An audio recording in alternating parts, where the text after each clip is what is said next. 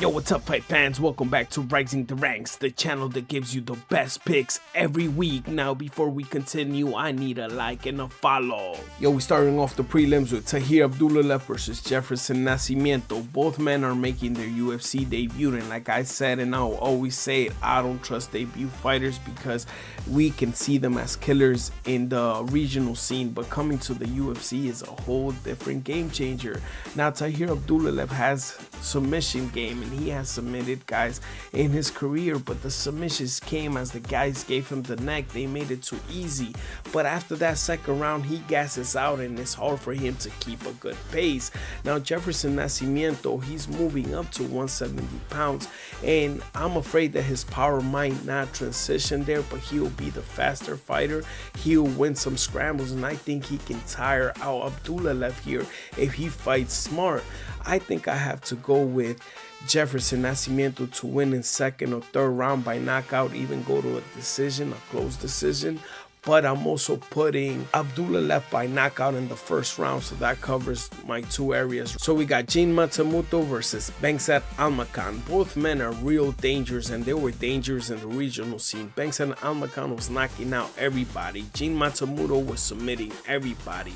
But coming to the UFC, both styles became exposed and they had to change it a little bit. But I think Matsumoto, instead of being a submission artist, he became a striker, and he has a good output with a significant strikes in your face style, and it can be dangerous for Bekzat Almakhan, who doesn't throw that much, but he looks for the counters and he will get blitz here and there and try to look for the knockout. And this match is going to be dangerous, like I said, and it could be a knockout, it can be a submission if you like either or fighter. I'm going to go with Matsumoto here. I think he gets the decision, but don't be surprised if he gets a submission. Donchenko versus Theodor Berggren is going to be an absolute war. I smell a knockout on this. Both men are forward pressure fighters that they want to knock each other's head out. The problem is Donchenko got a little bit more experience in the UFC, and Berggren is coming off the regional scene, and he has 2 wins and 2 losses in his last 4 fights. So this is very dangerous for Berggren, but he can fight. He's long. I think I'm going to go with the fight, don't go to the decision, and I'm going to go with Donchenko by knockout or submission on this one. But this is a real dangerous fight. I don't like debut fighters, and Donchenko has proven himself against Morono, and I think he will want the knockout on this one. Ofli versus Javier Reyes is going to be an absolute war. I couldn't wait till this man get back in the octagon and see what they can do. I saw Ofli fighting against Yisha, and he can fight, man. I was going for Yisha on that one, but Ofli did his thing and he won a decision. The problem is he's too linear and he's hittable, and against a taller fighter like Javier Reyes, who has a 7-inch reach advantage, this is real dangerous, man. I think Javier Reyes will be able to control the octagon, but Javier Reyes is hittable himself, and he has to be careful with Ofli's power. I have to go here. It goes over 1.5 rounds, but I think Javier Reyes catches him in the early second round or third round, because this is going to be a war, and Javier Reyes has that power to stop the fight mid-fight, man. We got Nursulton Ruziboev versus Andre Pulev. This is going to be a fun fight. This is going to be a dangerous fight. More dangerous than me pronouncing their names while giving you picks. The problem is that Ruziboev is a giant 6'5" middleweight with knockout power for the first round. He can go at it and really hurt you. But the problem is, after that first round, if you survive, he slows down. His weight, his tallness carries a weight on him, and he becomes a little predictable. Now, Pulev is another monster. He came in to fight Gutierrez, and he survived heavy punches by Gutierrez. So can he survive against Ruziboev? I think so, because he has a proven chin. But do I pick Pulev or Ruziboev? I don't know.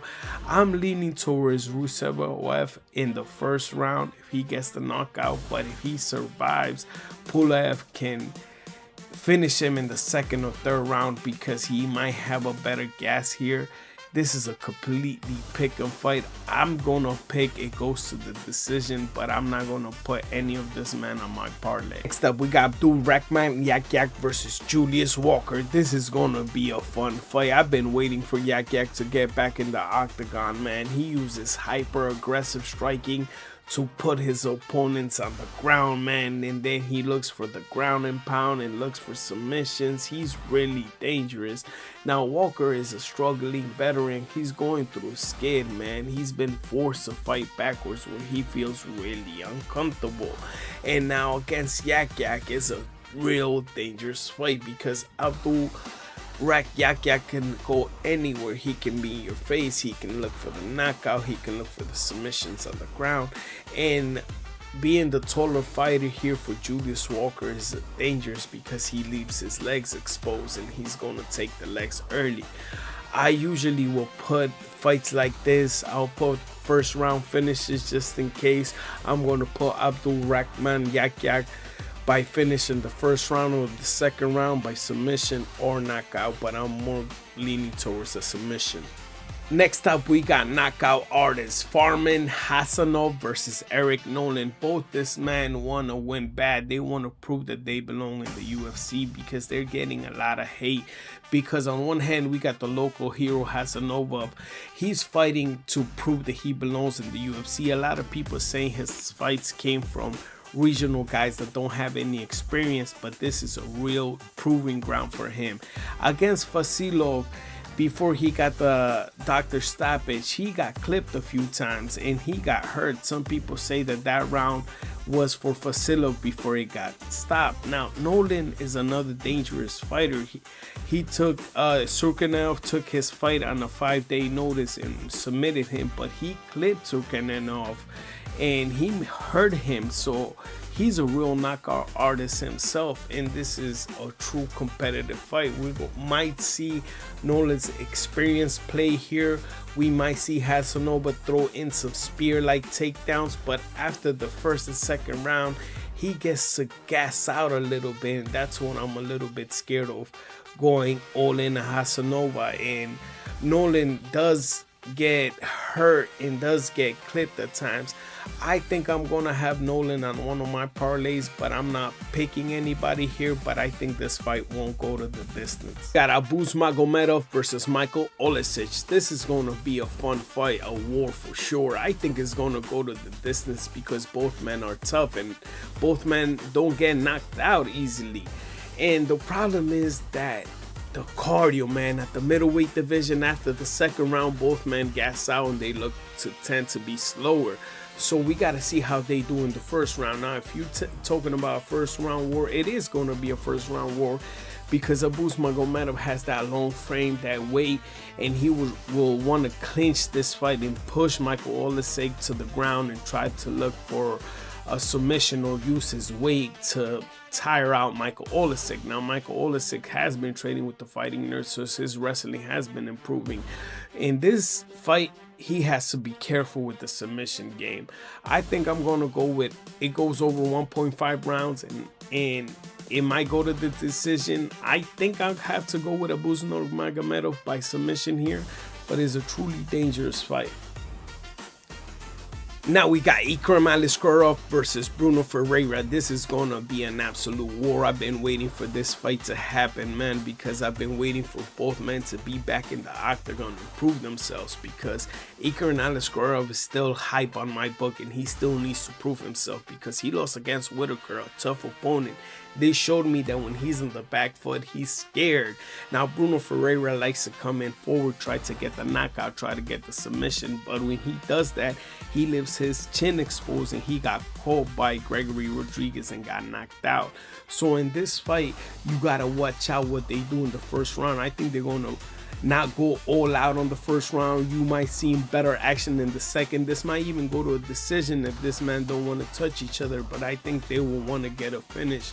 I think it goes over 1.5 rounds. I'm going to put something in the first round, knockout by Aliskerov, but I'm going to put Bruno on the first round submission too, but then I'm gonna put something heavy in the second and third round by Aliskerov because I don't think this goes to a decision. But Any man can have this one. You got Almakhan versus Charles Johnson. This is gonna be a fun fight, man. A dangerous fight for both men, because Charles Johnson, when he's in his game and knows how to fight tall, he can knock out anybody in front of him. He can move around, but he can also get knocked out himself. He has a questionable chin.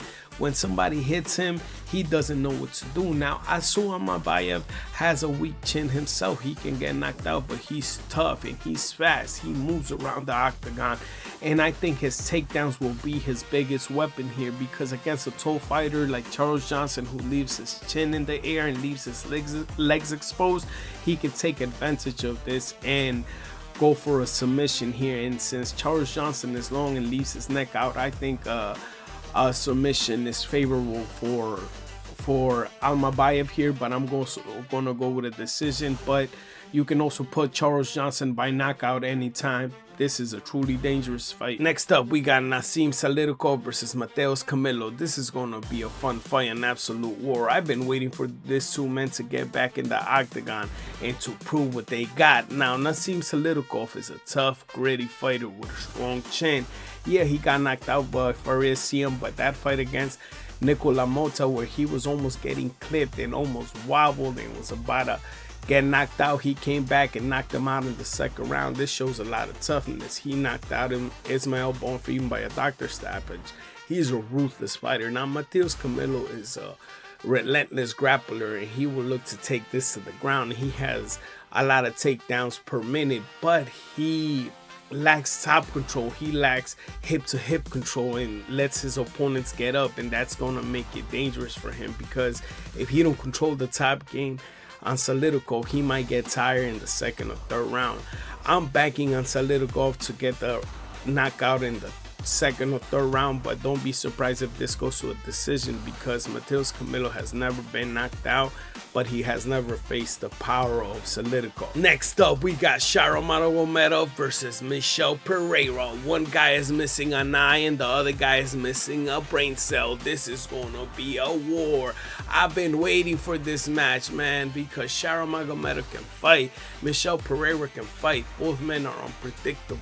Shara Magomedov has a vision problem. He lost his eye, so a lot of his opponents will target that eye. But when he is in your face, when he's pressuring, that don't matter, because he can hit and stop you, especially with the body kicks.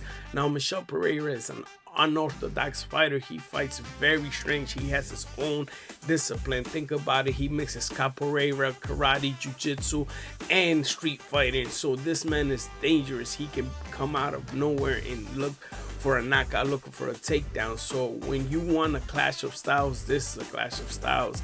I think I'm going to lean towards Shara Magomedov here by the decision.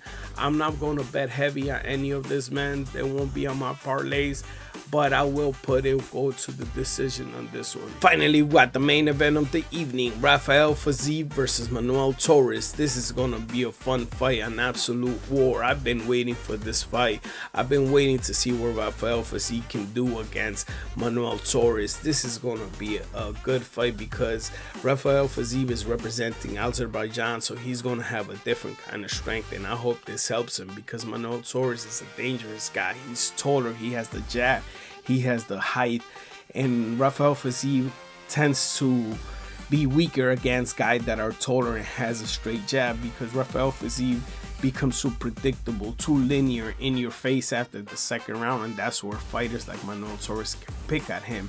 And Manuel Torres uses the strategy of Manuel Rufi. This could be a real dangerous fight for Rafael Fiziev, but Rafael Fiziev has to circle the cage, look for the legs, try to get a takedown or two, and test Manuel's chin, test that from the start, because Manuel can get clipped.